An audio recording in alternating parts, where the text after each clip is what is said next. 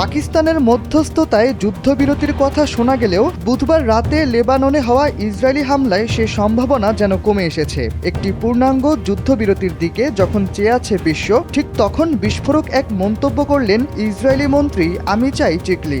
বৃহস্পতিবার ইসরায়েলি স্থানীয় গণমাধ্যম 103 FM রেডিওকে তিনি যুদ্ধবিরতিকে একটি বড় ভুল বা মিস্টেক বলে অবহিত করেছেন। ইসরায়েলের প্রবাসী বিষয়ক এই মন্ত্রী বলেন, আমার মনে হয় এই সময়ে যুদ্ধবিরতিতে যাওয়া ইসরায়েলের জন্য একটি বড় ভুল ছিল। তিনি ইরানকে জাপান ও জার্মানির সাথে তুলনা করে বলেছেন, এসব দেশকে হাঁটু গেড়ে বসতে বাধ্য করতে হয়। বৃহস্পতিবার কাতার ভিত্তিক সংবাদ মাধ্যম আল জাজিরা থেকে এসব তথ্য জানা গেছে।